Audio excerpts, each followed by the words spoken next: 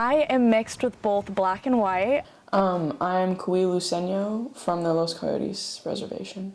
I'm a quarter Japanese. While these three students all identify as multiracial, they blend in with the majority of Cal Poly students. According to Mustang News, just over half of Cal Poly's 22,440 students are white, making Cal Poly the only predominantly white public university in California. Cal Poly has been working to increase diversity and better reflect the state's demographics, though progress has been slow. In fall of 2020, 54% of Cal Poly's undergraduate students were white. This year, that number has changed to 53.5%, according to collegefactual.com. While they look the part, the experiences of white-passing students are vastly different from the experiences of their white peers. For Jada Griffith, the difficult adjustment of coming to Cal Poly after growing up in a diverse community was made harder by her peers questioning her identity. I've had so many kids straight up tell me, no, you're not black, your skin's white.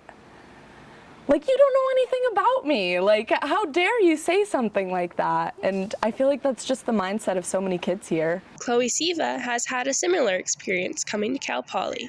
I've noticed that some people, like even my friends or people that I might not know that well, they'll treat me differently after they find out that I'm not white. Like, as soon as they find out that I'm native, their tone changes, the comments they'll say in conversations will change, and not in a positive way necessarily. It's almost like they're mocking me being native, which is really a jarring experience when you've been friends with someone for like a couple months, and then they find out you're native, and all of a sudden they're saying things that are really offensive and hurtful to you. Jada has always been proud of who she is, though she wishes she looked more black. I've always been really jealous of my siblings in a way, because both of them, I swear, they got way more black genetics than I did. They have big, beautiful, curly brown hair and beautiful green eyes, and I just straight blonde hair, blue eyes, and I look like a carbon copy of my mother, who is 100% Dutch. For Chloe, growing up white passing created a disconnect between her and her cousins and affected how she saw herself.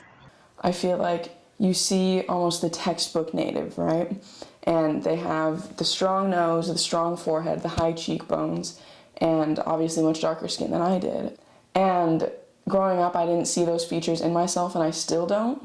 And it made me feel like I wasn't native, or I was too white to say that I was native, or like stuff like that. And it really affected me until I matured and realized that being native isn't so much about the way you look, it's growing up and being connected to your culture and understanding like where you came from.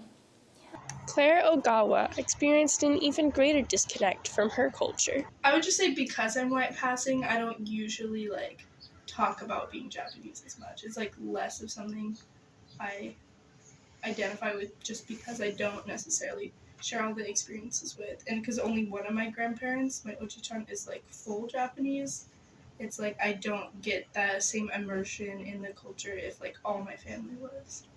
Through clubs and organizations on campus, these students have been able to find their place. In search of her community on campus, Jada joined a sorority her freshman year. Horrible decision. It's just so white. And Cal Poly is very predominantly white, but Greek life is almost entirely white, and it's really sad. After her struggles to connect with the girls in the sorority, Jada was finally able to find a community in KCPR where she feels like she belongs, and now serves on the DEI committee for Mustang Media Group. Chloe has also been able to find her community on campus through the clubs that she is a part of. I would say I feel a lot more comfortable on campus after finding these groups, because before I found these clubs, I had made friends on campus, but they didn't have the same cultural identity that I had, and so they couldn't really relate to some of the things that I was experiencing on campus. As white-passing students at a predominantly white institution, Jada, Chloe, and Claire have had their struggles trying to find where they belong. Despite the challenges, they held true to their identities and are proud to be who they are.